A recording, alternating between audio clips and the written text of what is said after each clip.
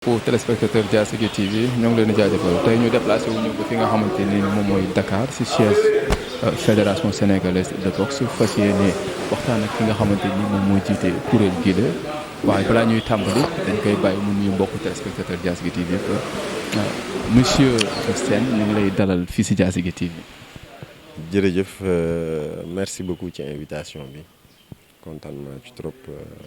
monsieur Mamour Sène nga nekk ki nga xamante ni ku jiite kuréel gi nga xamante mooy fédération sénégalaise de boxe ba nga ñëwee am ñu bëri ñi nga xamante ne ni bon rafetlu nañ bon sa ñëw par rapport ak li nga xamante ni tey jii nii teg nga ko waaye balaa ñuy dugg ci waxtaan boobu noonu ñu bàyyi la nga def sa présentation tuuti. merci beaucoup waaw Modou Mamoun Sène président fédération sénégalaise de boxe ñu ngi jël boxe bi depuis mois de juillet bi passé ñu ngi doon liggéey ci suuf.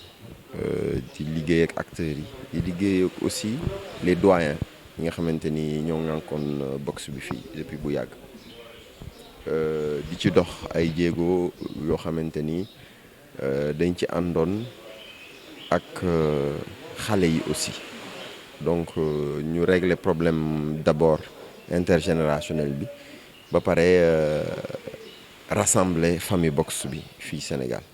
donc loolu moo doon suñu liggéey bi nga xam ne ni moom la ñu njëkk a def liggéey boobu boo gisee ñu def ko c'est parce que dañoo xamoon ni war nañoo am championnat national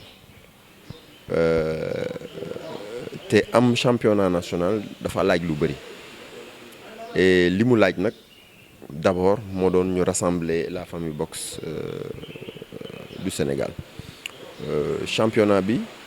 li ñu njëkk a def mooy dañu commencé challenge des débutants fii Dakar bi ñu fi jógee dem Louga bu ñu jógee Louga dem Ziguinchor normalement boxe Sénégal 4 zones la waaye li tax ñu def ko 3 journées mooy dañoo boole woon zone 2 ak zone 3 maanaam li ko dalee Mbour ba jëm Saint-Louis loolu la ñu boole woon mu nekkoon compétition bi ñu organisé woon Louga ba ñu fa jógee la ñuy dem. Ziguinchor tey jii ñu war a commencer incha allah bu weeru koor bi jeexee ñu war a commencer championnat bi réellement loolu la ñu doon liggéey. Mamour Sène dégg nañ sa wax rafet na lool dégg nañ tamit li nga teg mais ma bëggoon xam tey jii nii en tant que président de la fédération ban programme nga teg par rapport ak li nga xamante ni li nga fi fekk li nga fi fekkoon pour à ce que nga mën a suqale li nga xamante ni mooy maanaam milieu boxe bi. li nga xamante ni moom la ñu njëkkoon seetlu ci problème bi mooy problème mu concentration boxe bi fii Dakar loolu la ñu njëkk a seetlu donc ci la ñu njëkk a liggéey parce que suñu première sortie dañ ko réserver loon Louga pour décentraliser boxe bi yóbbu boxe bi ci biir région yi je pense que loolu lu am solo la te loolu moo tudd championnat national lu yam fii rek donc. pour ñu créer championnat bi il fallait que ñu retrouver lien yooyu avec les autres régions ci loolu la ñu njëkkee et c'était très important voilà. da ngeen seetlu woon ni que gars yëpp si Dakar kese lañ concentré wu ngeen indi programme bi nga xamante ni dina mën a décentraliser affaire bi pour à ce que ñëpp yëg seen bopp. absolument et ku wax décentraliser aussi wax aussi les moyens humains parce que boo décentraliser te amoo. ay DTR dafay indi ay problèmes pourquoi parce que boo décentraliser aussi arbitres yi da nga leen war a décentraliser arbitres yi dañ leen war a former feneen d'ailleurs loolu moom la ñu décidé Casamance la ñu defee suñu formation yëpp incha allah ci biir mandat bi ma nekk nii parce que loolu daf ci am solo bu fekkee ne boxe bi dafa toog lu yàgg amul activité xëy rek bëgg a suqaliku il faut que ñu former waat arbitre yi il faut que ñu former waat entraîneurs yi pour que loolu mën a nekk il faut aussi ñu am collaboration wu ñi nga xamante ni moom lañ fi fekk comme ay formateurs ñu accepter loolu accepter ni à un moment donné niveau bi wàcc na pour mën a nangu formation yi te ci lañ nekk ni ñu ngi liggéey ak ministère du sport pour accélérer formation yi arbitres yi ak entraîneurs yi. waaw monsieur Sène ma bëggoon xam tey jii nii bon lan mooy sa objectif si li nga xamante ni moom maanaam boxe Sénégal. alors suñu objectif objectif yu ñu fixé naturellement là parce que dañu am ay échéances yoo xamante ni il faut que ñu am fa ndam waxuma dañ fa bëgg am ndam il faut que ñu am fa ndam incha allah mooy Paris 2024 mais mooy aussi JOJ yi nga xamante ni 2026 la donc il faut que ñu am fa ndam loolu déjà objectif bu rëy la mais objectif yi nga xamante ni moom laa doon wax léegi nii formation yu jëm ci formation bi mooy indi objectif yële mooy tax ñu mën a egg ci objectif yële wante objectif bi nga xamante ni moom moo gën a am importance pour man mooy animer aussi dëkk bi pour ñu fàttaliku boxe pour boxe revivre fi mais aussi jëli suñuy médaille compétition yi nga xamante ni dañuy jongante ak suñuy nawle africain ñu jëli suñu médaille même su fekkee ne dañu génn Afrique ñu jëli suñu médaille. mais da nga ne ñu animer ko fii nii pour nit ñi yëg ko affaire yu noonu yan plan ngeen teg pour animer ko pour nit ñëpp mun ko xam pour mu siiw. je pense que premier plan bi nga xamante ni moom la nit ñi xam mooy championnat bi ñu relancé déjà loolu ay journée yu bëri la yoo xam ne dañ koy boxe comme yeneen sport yi mais. leneen li nga xamante ni moom moo nar a animé aussi dëkk bi te rôle am la d'ailleurs mooy la ligue professionnelle bi nga xamante ni Souleymane Mbaye moo ko yore di ko diriger moom am nañu ay liens yoo xamante ni permettre nañu ñu fixer ko ay objectifs pour que au moins ñu mën a def 5 événements internationaux fii Sénégal par an mais derrière aussi am na rôle promoteurs yi aussi dañoo bëgg tëgg seen i combat dañu bëgg dugg ci calendrier fédéral bi liggéey ci aussi donc bu fekkee ne ñun ñu ngi ak suñu championnat Souleymane Mbaye ak ligue professionnelle aussi mi ngi ak ay organisation plus organisation promoteurs yi plus initiative aussi ligue yi voilà ligue Dakar aussi mën na jël ay initiative pour organiser mais cette année on a décidé de geler tout ça ba nga xamante ni démarré nañu championnat bi pour cette première année bu ñu démarré ba nga xamante ni boxe duggaat na Sénégal ñu bàyyi ligue professionnelle bi bàyyi ligue Dakar bàyyi promoteurs yi ñu ak seen i imagination ak seen i ambition pour ñu organiser lu leen neex. ku wax objectif wax tamit réussite mais tey ma bëggoon xam est-ce que am nga ay partenaires yi nga xamante ni dinañ ànd ak yow si liggéey pour à ce que nga mën a atteindre say objectifs ndax yaakaar naa ne boo wéetee si mbir mi di nga si sonn lool. dëgg la mais man du ma gisee noonu question bi nga ma posé man maa war a teg stratégie boo xamante ni partenaires yi du ñu am choix dañ ciy gis seen bopp ñëw topp ma mais bu bëgguma toog rek ne dama bëgg liggéey boxe Sénégal ku am xaalis nañ ci ñëw dugal ñu ànd nangam non damay liggéey ba ñu gis ni maa ngi liggéey gis ci seen bopp pour mën a ñëw loolu mooy meilleure façon convaincre sponsors yi loolu mooy meilleure façon convaincre annonceurs yi mooy def l'investissement le minimum d'investissement qu'il faut ci sport bi nga xamante ni moom nga bëgg promouvoir pour que nit yi ñëw bëgg ko voilà mi ngi mel ni kuy jaay otom donc ko war a raxas ba mu set doo ko bàyyi mu poussière mu pënd ndax booy jaay sa box da nga ko war a organiser boxe nag du caagee ni uti ay athlètes rek teg non organiser boxe da ngay ami athlète mais aussi ñay former athlètes yooyu dañoo war a baax mais ñay atte athlètes yooyu aussi dañu war a baax parce que ci arbitre mën naa yàq carrière boxeur bu juumee ci am na victoire amul victoire mën na ci juum donc ñooñu dañ leen war a former mais aussi des na public bi fan yi ñooñu aussi ci écosystème boxe la ñu bokk des na aussi mooy li ñu doon wax léegi sponsors yi ci écosystème boxe la ñu bokk des na aussi l'autorité publique li nga xamante ni wàllam la ci mu def ko infrastructure yi par exemple loolu yëpp moo composé boxe moo tax lu compliqué la ça paraît simple mais lu compliqué la et nous jël nañu suñu responsabilité pour indi loolu yëpp ci boxe bi. pour fësal loolu noonu wala pour nit ñi xam ko est-ce que am nga ay plan wala ay stratégie yoo xamante ni di nga ko teg pour mu mën a siiw nit ñëpp teg seen bët gis na ni fédération bii nga xamante ni tey ji taxaw na mu ngi dox liggéey bi nga xamante ni bu mucc ayib. li nga gis ba tax tey nga ñëw di ma interviewé du dara du xaalis du ay spectacle du dara c'est-à-dire que investissement bi ci war ñun moom la ñu def man ak sama équipe moom la ñu def pour que yow tey nga intéressé wu ci boxe bi c'est-à-dire li nga may laaj nii loolu ñu ngi koy def depuis 6 mois.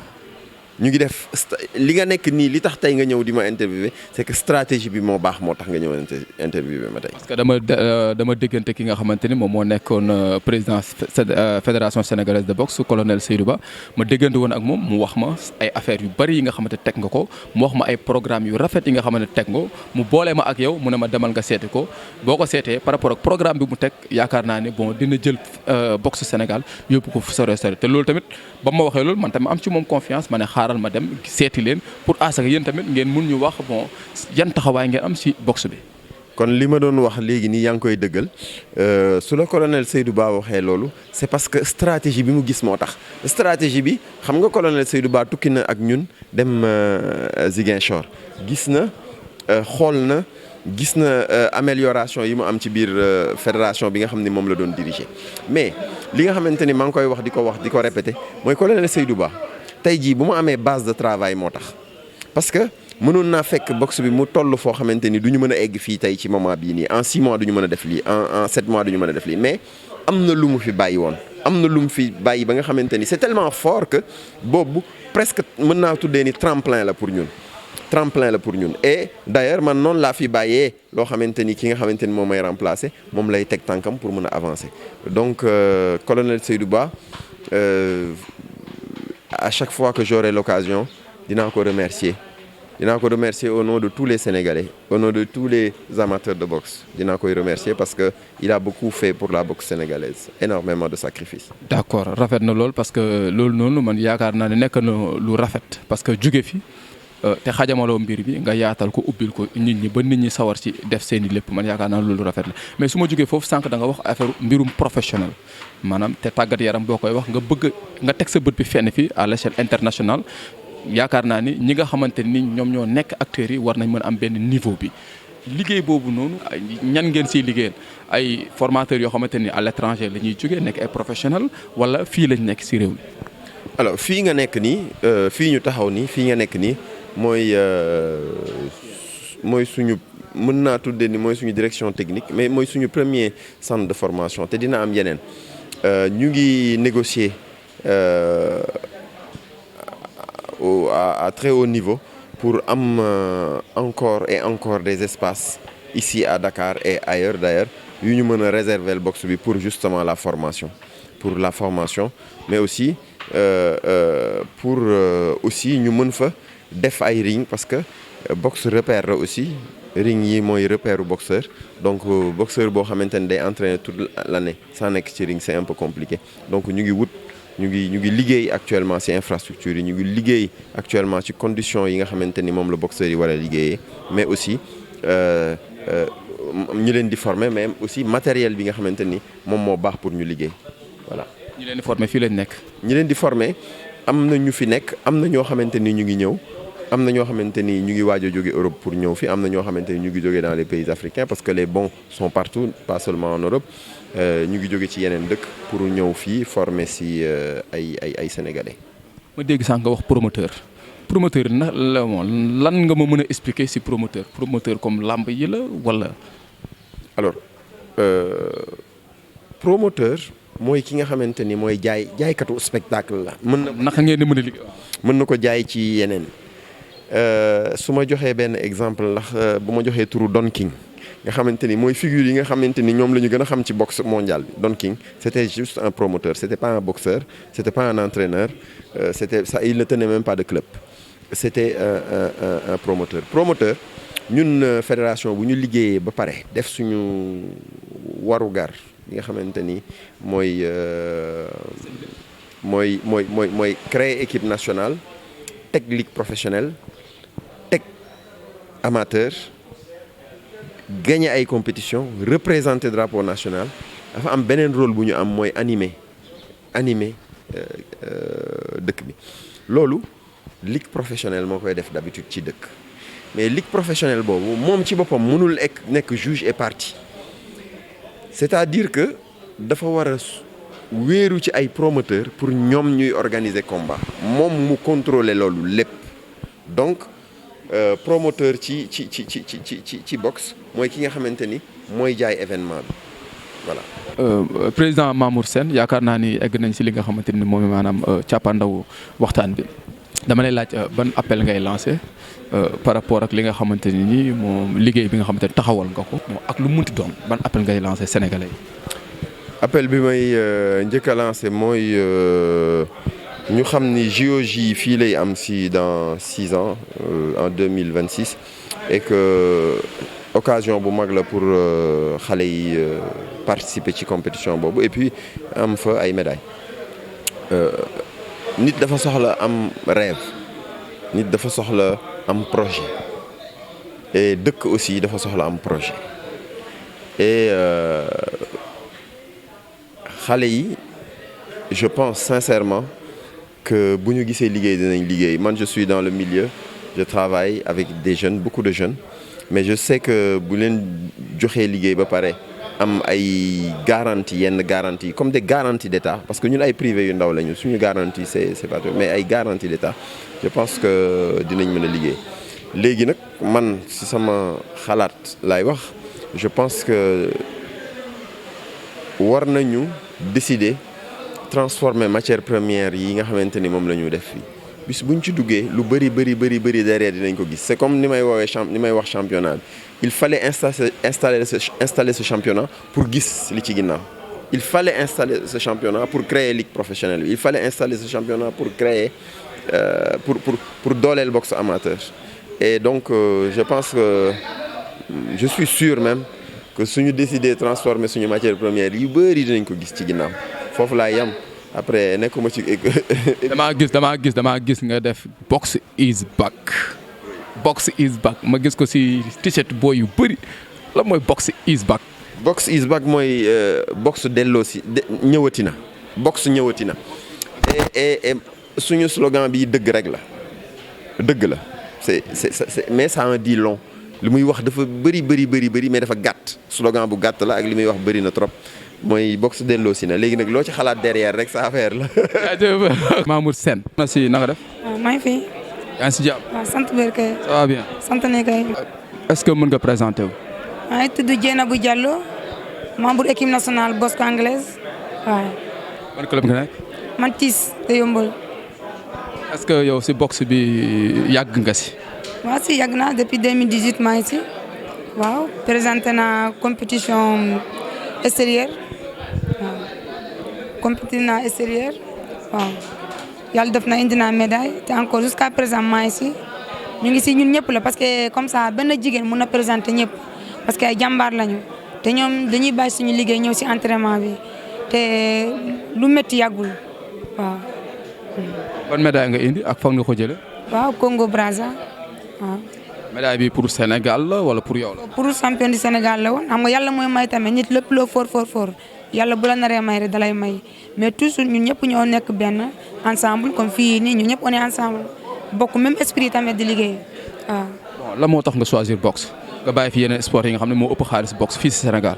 est-ce que nekkul boxe moo ñu choisir ñun jigéen ñi waaw boxe moo ñu bëgg non xam nga parce que ñun fu ñu dugg dañuy trouver ñun dañuy dem ak kër waaw. am na benn bureau bu bees bi nga xamante ni fal nañ ko récemment nii bureau boobu noonu bon ma bëggoon xam bon yow. ban kaddu nga leen di dénk pour à ce que ñu gën a doxal liggéey bi. man li ma leen di dénk moom ñu gëstuwaat parce que am na ñoo xamante ne dañuy jóge fu sori te lu yàlla xam rek doy na xam nga lépp la ñuy wax mais toujours dañu gëstuwaat ñi nga xamante ne dañoo ne équipe nationale mu bañ a nekk tour kese mu fekk ñun dañ si yëg suñu bopp bu baax te encore di remercier suñu kostu parce que ginnaaw yàlla moom dañuy remercier suñu kostu ba pare avant keneen xam ñu ginnaaw yàlla suñu kostu la dañu koy remercier bu baax mooy Thierno Diallo waaw. Oui, je vais très bien. Ça va? Ça va bien, oui. Voilà, moi je suis boxeur professionnel, je me nomme Idriss Gueye, sociétaire de Kerov champion, catégorie super léger. Oui. Idriss, bon, je voulais savoir pourquoi vous avez choisi la boxe? Pour moi, la boxe, à part le sport, c'est une vie. Parce que c'est une question de réalité, tout ce qu'on apprend, tout ce qu'on sait. On va le vivre encore en retour. La boxe, il n'y a pas d'excuses, il n'y a pas de faute. Et quand on fait une erreur, on te corrige directement. C'est comme la vie. Donc, il faut rester toujours conscient de cela et performer pour devenir meilleur. Depuis quand vous êtes dans le milieu? Bon, je suis dans le milieu depuis 2008 et j'ai commencé à boxer vers 2011. Ouais. Ah bah, est-ce qu'il y a du sou? Bon, en parlant de sport, donc si on parle même de le sport le mieux payé dans le monde, c'est la boxe. Donc, et le sportif le mieux payé aussi, c'est un boxeur, il s'appelle Floyd Mayweather et il a fait 5 fois de suite jusqu'à maintenant. Mais J'ai pas dit, non, j'ai pas dit j'ai pas dit à l'échelle internationale, mais ici au Sénégal. ici au Sénégal, c'est ce dont je vais vous dire. Moi, si je suis boxeur ici au Sénégal, c'est pas pour être champion ici au Sénégal. Voilà, parce que ça ne servira à rien si on dit que la boxe au Sénégal est là où il est, ça ne va pas. Et moi, j'ai décidé d'être boxeur sénégalais, rester ici, ça ne remonte pas le niveau. Donc moi, j'espère aller plus loin, être champion d'Afrique, parce que je suis 2 fois vice-champion d'Afrique, 2 fois vice-champion de la zone 2. Donc là, j'ai passé professionnel et je commence à voyager un peu partout. J'ai fait peut-être presque toute l'Afrique de l'Ouest, si on peut dire. Justement, rien que pour la boxe. Donc, juste nous, aujourd'hui, on peut dire que voilà, on est revenu, la boxe est là, comme la fédération le dit, box is back. Mais le problème en est que voilà, c'est ce qui nous manquait, la médiation, voilà, les sponsors et trucs. Et avec cette nouvelle fédération, on voit que ça change et on a de l'espérance. Moi qui est dedans depuis 2008, depuis tout petit, je suis à la boxe jusqu'à maintenant, je vois que voilà, ça peut aller de l'avant. Parce que moi, si je suis ici au Sénégal et j'ai l'occasion d'aller boxer jusqu'à Paris ou autre part, aller jusqu'à Kibala, Havane et autre part, c'est parce qu'au Sénégal, il y a des bons boxeurs, il y a des talents et il y a tout ce qu'il faut. Mais ici, il nous faut de l'assistance, voilà, des autorités de la ministère et autres pour que nous puissions aller de l'avant et valoir au Sénégal des titres mondiaux ou bien des titres qui nous fera voilà, aller de l'avant, parler de nous comme on parle de tous les autres sports comme football, basket et ainsi de suite. Donc vous avez parlé du nouveau bureau de la Fédération sénégalaise de boxe. Bon, on a un mot sur cette fédération.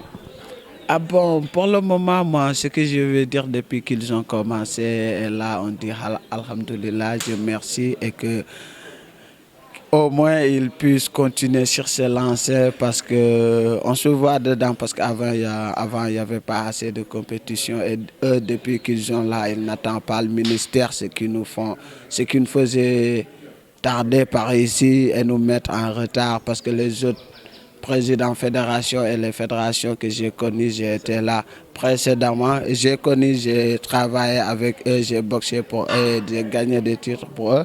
Mais la différence que je vois que là, avec cette nouvelle fédération, il y a tous les moyens qu'il faut.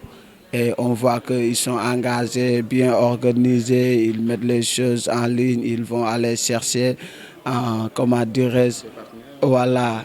Les informations, ils sont bien données, on reçoit les notifications, donc tout se passe à merveille. On prie que il y a de la transparence. Voilà, il y a de l'espérance aussi. On espère, voilà, on espère mieux que le passé comme ça, voilà.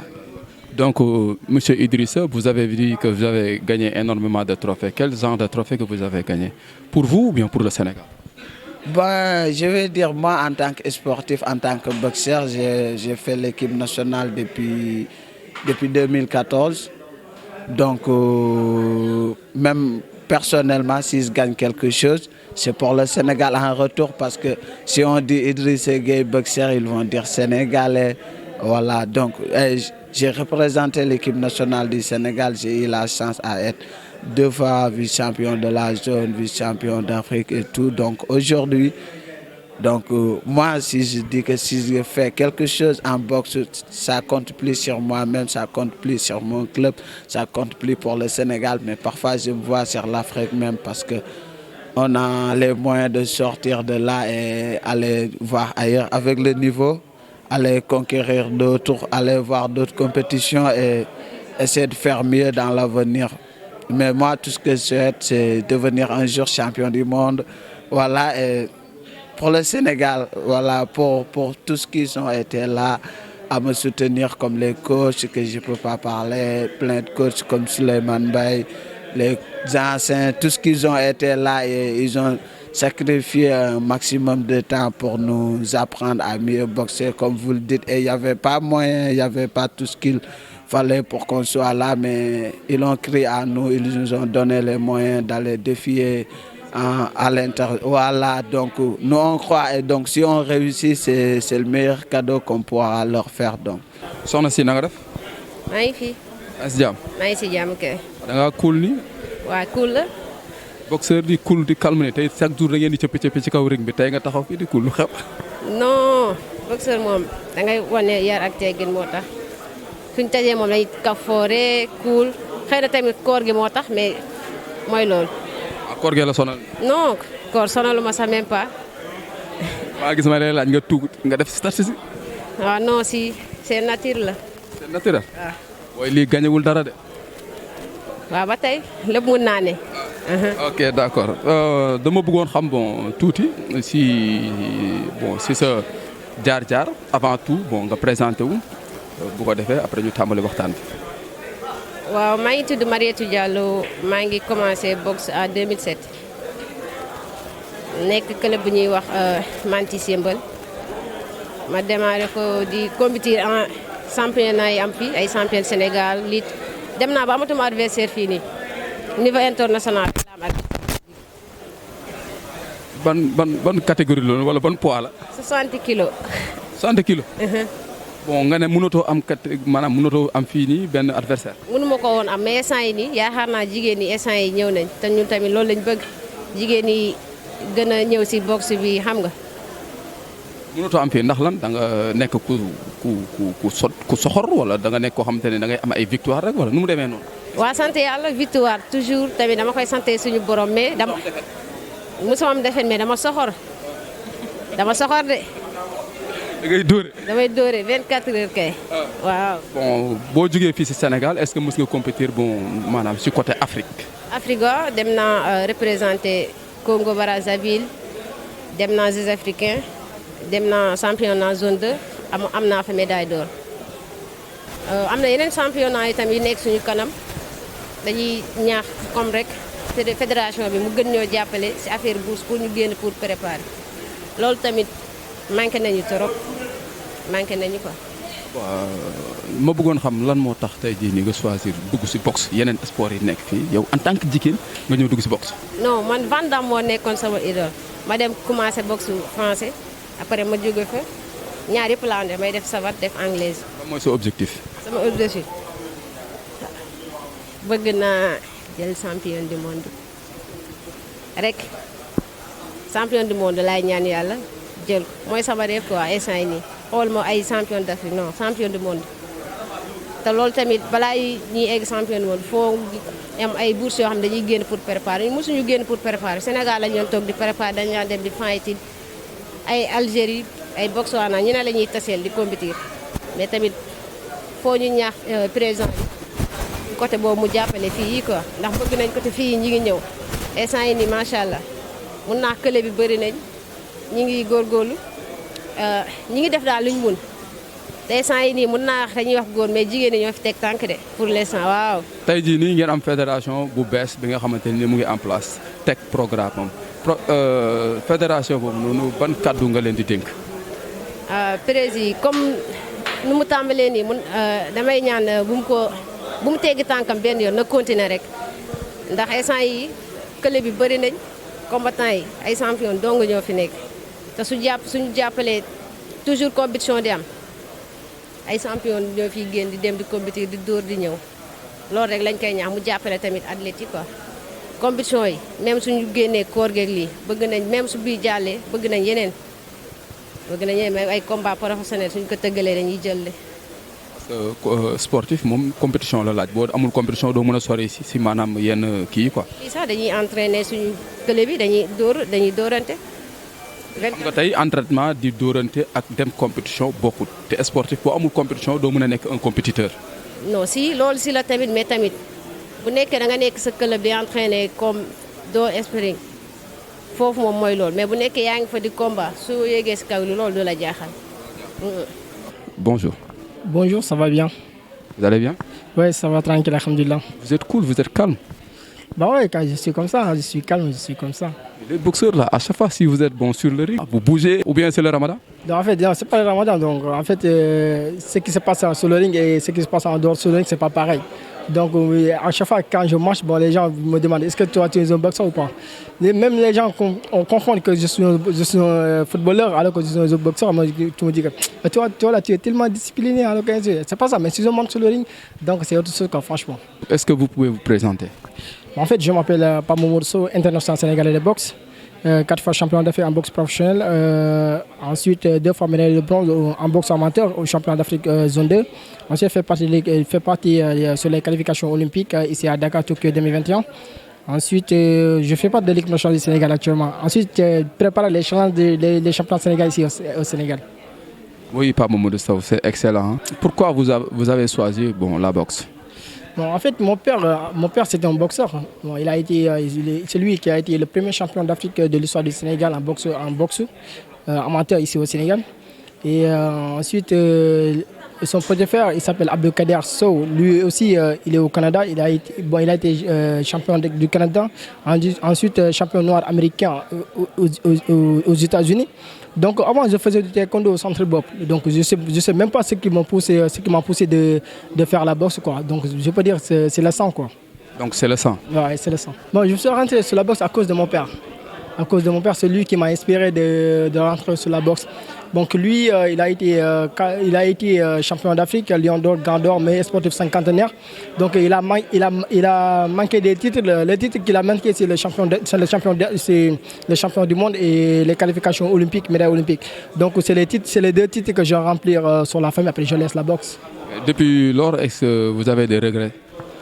Non, j'ai pas eu de regrets sur la boxe actuellement. J'ai pas eu de regrets. Parce que de toute façon, j'ai fait 8 combats professionnels. Ensuite, malgré les combats professionnels que je fais, ça m'a apporté beaucoup de choses. Ensuite, même sur la boxe amateur aussi, j'ai fait des combats internationaux. Donc ça va me permettre d'aller au niveau international, découvrir d'autres boxeurs, découvrir d'autres cultures, découvrir aussi d'autres athlètes de haut niveau. En fait, quand j'ai parti au Congo-Brazzaville, je me suis croisé avec le vice-champion olympique Abdel Ali. Il m'a gagné en demi-finale. Donc je peux dire que c'est l'expérience, quoi. Si tu pars au niveau international, donc tu prends de l'expérience, donc tu ne vas pas avoir de regrets, quoi. Ça va. Tu es dans quel club? Ici, dans le club Ville de Dakar. Ville de Dakar. Ouais. Bon, je voudrais savoir quels sont les objectifs que vous avez. Bon, mon objectif actuellement, c'est d'être champion du monde, ensuite avoir une qualification olympique.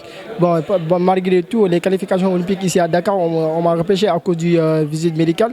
Et je rends grâce à Dieu sur ça. Et je remercie tous les peuples sénégalais qui m'ont soutenu par rapport surtout à mon quartier HLM. Donc ils m'ont tellement soutenu sur les choses. Donc ce que je veux... La visite médicale, on vous a arrêté à cause de la visite médicale. Quel problème que vous avez? Bon, je peux dire que c'est un problème administratif. Ça vient de l'ancienne fédération sénégalaise de boxe. Pas que fédération sénégalaise de boxe, c'est l'ancien. Ensuite, le problème, c'est que on m'a demandé ma licence. Bon, je lui ai donné 5 licences à la vice-présidente de la fédération sénégalaise de boxe. Donc, lorsqu'il m'a téléphoné lorsqu'il m'a téléphoné, il m'a dit que ça, tu es où? Je lui ai dit que je suis à l'hôtel. Il m'a dit que viens vite à l'autre hôtel Cocody, donc tu vas venir là-bas. Donc tu nous donnes ton licence. Actuellement, on est en train de faire les tirages. Donc je me suis déplacé, c'est le délégué du ministère qui m'a amené jusqu'à là-bas. Donc quand je serai là-bas, je lui ai donné mon licence. Ensuite, je me suis retourné à l'hôtel. Donc quand il a présenté les 5 licences à CEO, ils ont dit que tous les 4 licences, ils sont pas en règle. Il y a une seule licence qui est en règle, c'est la licence du Khadija Timera. Donc il a pris les 3 licences, il a oublié mon licence sur son sac à dos. Lorsqu'il a pris les 3 licences, donc il a fait les visites médicales sur les 3 licences. Après il a venu présenter les 3 licences. Donc lorsque le secrétaire général de CIO, quand il a vérifié toutes les licences, il a dit que où est la licence de Pamo Mourso? Il est en train de chercher mon licence. Il m'a appelé au téléphone, il m'a dit que so, où tu as laissé ton licence? Moi, je lui ai dit que moi, je te donnais mon licence. Bon, je ne sais pas où tu as mis mon licence. Bon, ils sont en train de faire des choses, de vérifier mon licence. Et finalement, ils ont trouvé, mais tu sais, l'heure, ils n'ont pas pu permettre d'aller faire visite médicale et ainsi de suite. Bon, ensuite, ils ont allé faire les visites médicales. Quand ils ont revenir, bon, ils sont en train de vérifier, mais ça reste une seule signature. Ça reste une seule signature. C'est la seule signature qui m'a bloqué, quoi. Donc, ils ont dit que donc, ils vont vous donner 2 minutes pour que vous allez faire les signatures. Bon, lorsque ils ont allé faire les signatures, bon, le temps est bouclé. Donc ils ont revenu, ils ont dit que c'est calé, quoi. Ils ont déjà fait le tirage, quoi. C'est ça. Okay. C'est triste, mais on vous encourage dans votre objectif. Aussi, bon, je voudrais vous demander le nouveau bureau qui est installé il y a 6 mois de cela. Quel appel que vous faites sur eux? Bon, en fait, ce que j'appelle surtout le président de la Fédération sénégalaise de boxe. Donc actuellement, je vois son travail, il travaille bien actuellement. Ensuite, comment on dit, actuellement il fait un bon travail. C'est que je lance un appel à le président de la Fédération sénégalaise de boxe de bien soutenir la boxe sénégalaise. Parce qu'il y a des talents ici au Sénégal, mais ils n'ont pas de moyens de faire des tournois, ensuite de faire des compétitions, faire des stages. Donc si tu fais des compétitions au niveau international, donc ça va vous permettre d'avoir de l'expérience, d'augmenter de niveau, quoi. Donc tu vois. Bon, par contre, moi j'ai déjà fait des combats internationaux et je sais ce qui se passe au niveau international par rapport avec les boxeurs qui sont ici au niveau national. Bon, ce que je vous demande, c'est d'aider les boxeurs, soutenir les boxeurs, et avoir plus de compétition. Donc si on a plus de compétition, on pourra amener beaucoup de médailles ici au Sénégal, quoi. Votre dernier mot. Ok, moi je remercie surtout le président de la fédération. Je remercie le président de la fédération. Je remercie Abdelrahman Diaw, ma famille. Ensuite, je remercie tous les membres de la boxe sénégalais. Ensuite, je remercie mon coach Boubacar Diallo. Je remercie tous les peuples sénégalais qui m'ont soutenu jusqu'à maintenant. Parce qu'actuellement, c'est le peuple sénégalais qui sont derrière moi, c'est le peuple sénégalais. Moi, je me suis dit tout le temps, voilà, moi je me suis dit tout le temps, je ne suis pas un boxeur d'un club, je suis un boxeur du Sénégal. Donc moi je fais partie du Sénégal, j'appartiens aux Sénégalais. Moi je suis national, quoi, c'est ça, quoi. Man Ousmane Sila Tudo, je suis au club Assa, club militaire là, quoi. Man je suis militaire. Club Asfa nga nekk militaire, nekk boxeur. Ñaata at nga nekk ci boxe bi? 3 ans. 3 ans nga ci nekk. Waaw 3 ans. Lan nga ci jël? Bon, fii compétition yi nag mooy loolu. Gars yi da ngay compétir mais valoriser wuñ médaille yi, quoi. Da ngay jël final nii rek comme noonu. Waaw, ay coupe daal nga ci am. Waaw. Maanaam da ngay jël après boo jëlee jël bi bon amul benn sens nga bëgg a wax. Non, si am na sens parce que dañ koy noter ci sa papier. Mais fi mu waroon a yegg maanaam la fa yeggagul, quoi. Comme fan? maanaam haut niveau te loolu lañ bëgg mu yegg foofu, quoi. maanaam yéen li ngeen di jël fii nii maanaam fii rek lay yem du mën a génn ci biti. non si mais amagul doole boobu, quoi, fa laay waxee amagul doole boobu, waaw. bon lan moo la dugal ci boxe. boxe dafa nekk sport combat bu ma neex, quoi. ma yàgg ko suivre Batse raison pour laquelle ma ñëw dugg armée yàlla def ñu indi ma assoir ma suivre ko, quoi, parce que daf ma neex depuis sama temps booy ba léegi moo ma ci dugal, quoi. waaw. bon nga ne da nga yàgg bëgg boxe ñu gis ne sport fii ci Sénégal fii ci àdduna bi sax ñu bëri dañuy choisir ay football surtout góor ñi wala basket yow nga jël boxe fii ci Sénégal ak nu mu fi mel lu waral lool. parce que boxe dafa nekk art noble da ngay dajeeg sa adversaire ngeen mel ni ay ennemis yéen yéeg dóorante ba wàcc ànd mel ni ñu bokk ndey ak baay raison pour laquelle mu doon sport bu ma neex, quoi. dafa am fair play. voilà merci fair play bi surtout. est-ce que tey jii nii bon par rapport ak fédération bu bees bi nga xamante ni teg nañ ko bañ fi toogee ak léegi est-ce que taxawul nañ fi programme bi nga xamante ni yow am nga ci yaakaar ci boxe bi. si bien sûr avec fédération bi moom am naa ci yaakaar bu baax a baax que boxe bi dina yegg fa nga xam ne gars yi duñ ko foogee, quoi. am naa ci yaakaar bu baax a baax moom. lan ngeen ci mën a wax comme yaakaar. bon fédération bi ma dellu di leen di ñaax ne leen ñu jàppale boxeurs yi, quoi. parce que Sénégal moom am na ay boxeurs nga xam ne yor nañ talent bi te ku leen pousse moom dañu dem waaw loolu moom maa ngi leen koy ñaan, quoi, ñu jàppale boxeurs yi bu baax a baax. ma gis yow gars yi di sol ay affaire kii yow nga sol yëre olof xaw ma lan du yoon lii style la wala nu mu demee noonu. waaw nit ku ne ak sa style rek xam nga Baye Fall maa rek ñun moom ay Baye Fall lañ. même boo génnoon sax ni kay. waaw non stress. bon man moom samay kàddu yu mujj mooy maa ngi gërëm ñi ne fii yëpp bilaay parce que lii moom yombul quoi. waaw di ñaanaat président fédération bi mu yokk gën a jàppale boxeurs yi parce que Sénégal moom gis naa fi talent bi ngi ñaan moom mu yokk liggéey bi quoi gala yi gën a bëri ku ne gis ci sa bopp surtout loolu. bëggoon na laaj dama ko fàtte woon lan mooy sa objectif si boxe bi yow sa objectif. sama objectif ci boxe bi mooy doon champion teral asfar indi fa la nga xam ne mun naa ne am na ñu ko fa indi woon mais ma yóbbu ko niveau ba nga xam ne kenn yóbbu ko fa quoi loolu surtout loolu nag. jaajëf. doon na li ma gën a soxal quoi yóbbu asfar fa nga xam ne ñëpp a koy gën a reconnaître quoi ci wàllum sport boxe bi waaw surtout loolu. sëñ bi na nga def. waaw maa ngi fi yaa ngi si jàmm. yaa ngi si jàmm. waaw alhamdulilah. ça va bien. sant suñu borom ba. saa yow cool nga de lu mu demee noonu boxeur ni ngay cool ni. waaw ça dépend si domaine bu ñu la yaree rek. ak ça dépend si domaine bu ñu la yaree rek ak ni nga mel. xanaa tey yeewu waale ak forme.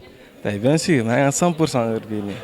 100% nga toog def nii rek benn statistique. non xam nga rek c'est la vie c'est comme ça quoi. wala boxeur yi nii lañ leen yaree. waaw si man. waaw sama côté man nii laa amee. waaw. ok jërëjëf sëñ bi ñu bëggoon xam bon nan nga tudd nga présenté wu. man maa ngi tudd Alassane Ba maa ngi BIP boxing club. Alassane la moo tax nga choisir la moo tax nga tànn boxe. la moo tax ma tànn boxe ça fait dama daan seetaan ay boxe ay Mike Tyson ma la daan suivre. ma doon seetaan dafay sama xaalis 500 wala 1000 francs yi dem si biir di seetaan ay boxe moom moo tax a dugg si boxe te daf maa neex waaw moom moo tax a dugg mais en fait bu ma xoolee bu ma ñëwee BIP encadrement te xool naa lépp am nañ lépp li leen war te macha allah seen combattant yi waaw. depuis kañ nga commencé boxe. maa ngi commencé boxe 2020 2019 laa ñëwoon inscrire 3 mois après la arrêté waat moo ñëwaat 2020 bi waaw. lan nga gagné si boxe ak ban poids ngay joué si boxe. en fait maa ngi 75 kilos lañ ma pesé mais 72 lay pesé comme tu 75 kilos mais sama premier combat mooy championnat bi passé là am 3 combats 3 victoires qualifié pour waaj a dem finale et bii nii mooy sama premier combat boxe. tey jii nii fédération bi nga xamante ni bu bees la ñu fal ko lan ngay wax si ñoom. fédération moom macha allah maa ngi leen di sant di leen gërëm ndax ñu ngi def leen waar ñoom tamit te macha allah fédération yi mel nii moom benn la fii moom heure bii nii si lu ma gis waaw macha allah ñu ngi def leen waar te ñu ngi toppatoo combattant yi te commission bi jaar na yoon. waaw salaamaaleykum sëñ bi. maaleykum salaam. yaa ngi si jàmm. oui ça va alhamdulilah. ça va bien. oui ça va. yaa ngi cool. waaw nice. yaa ngi tranquille. oui cool. naka journée bi tey. oui journée bi xanaa mu ngi nii di xaw a métti tuuti rek. naka koor gi. waaw ñu ngi si kawam de. yaa ngi woor. waaw bañ a. ok jaajëf sa bon ma bëggoon la laaj bon nga nekk si milieu bi nga xamante ni mu ngi tudd boxe bon ma bëggoon xam lan moo tax yow nga tànn boxe. bon man lu tax ma tànn boxe puisque dama gis foofu sama bopp quoi puisque xam nga rek boxe moom daal boo xasee ba dugg rek mooy loolu puisque boxe moom boxe rek mooy xamante ne bon daal mun nga ci aar sa bopp te tamit mun nga travailler loolu nga avancer waaw. nga bàyyi fi ay football bàyyi fi ay basket bàyyi fi lépp li nga xamante ni tey jii nii bon mën nañ ne fii si Sénégal moom moo ëpp xaalis nga dem boxe. non nekkul xaalis de nekkul xaalis moo ma dugal ci boxe puisque bu fekkante no ay xaalis kese non du ma doon dugg boxe waaw puisque boxe moom boxe ak football bokkul ak basket lépp bokkul quoi xam nga tey jii nii bu ma neexoon ma dem basket mais waaw am naa taay bi mais boobu neexuma football bi neexuma boxe bi moo ma gën a neex waaw puisque boxe bi tamit boo ko duggee ci benn instant comme que li ma la wax sànq rek mun nga ci aaraale sa bopp xam ma la voilà mais football nag loolu amul foofu n'est-ce pas voilà. ma bëggoon xam Garga bon depuis kañ nga commencé boxe. non man 2018 laa commencé boxe ah oui puisque man moom li ma gis nii moom affaire boxe mu xaw ma ci woon dara mais 2018 laa commencé seetaan boxe affaire bi neex ma bëgg ko après nag ma dugg te nag yàlla mu ngi def sutura daal maa ngi avancé bu baax. est-ce que mës nga si jël ay trophée. est-ce que mës nga si jël ay trophée. ay trophée bon waaw amoon na foofu noonu benn tournoi demoon naa ba final ma gagné tournoi bi mooy 2018 waaw ba léegi nii. ban club nga nekk. Care of Champion. club. Care of Champion. oui. Garga lan mooy sa objectif maanaam si boxe. bon boxe bi maanaam daal boxe moom léegi moom daal ci boxe bi moom bon bëgg naa ci nekk champion du monde ah. oui instant bii nii moom loolu moo ma tax a jóg moo tax ma bàyyi sama yite yëpp nekk ci boxe bi di entraîner guddi bëccëg suba ngoon waaw dama bëgg a nekk champion du monde te incha allah dinaa ki nekk nag. à part boxe bon lan ngay def. non à part boxe bi moom bon à part boxe moom mun naa jaar ci ay basket di fo waaw mais boxe bi laa gën a yite quoi waaw. nouveau kii bi nga xamante bureau bi nga xamante teg nañ ko nouveau bureau boobu noonu tey yan kàddu nga leen di dénk. bureau bu bees bureau bi nga xamante ni bureau fédération bu bees bi nii yow yan kàddu nga leen di dénk. bureau fédération bi bon puisque xam nga moom boo yàggul ci affaire bi moom doo ci mun a xam lépp mais man nag instant bii nii moom ci li ma gis moom bon président fédération bi mu ngi liggéey ah oui te mu ngi koy ñaan mu yokk liggéey bi quoi mu gën a avancé waaw puisque daal Sénégal fii moom boxe bi moom yaakaar naa ne moom bon dafa kii woon quoi dafa réeroon boxe bi dafa réeroon mais moom daa ñëw rek yëkkati affaire bi donc ñun koy sant yàlla loolu ci baax a baax wooy mu jàppale xale yi gën a avancé quoi. mooy sa kàddu bu mujj. kàddu bu mujj bi rek mooy maa ngi nuyu ñëpp waaw ba sama club Care of Champion Souleymane Mbaye maa ngi koy nuyu bu baax ak président fédération bi maa ngi leen nuyu bu baax a baax waaw. jaajëf. ok merci beaucoup.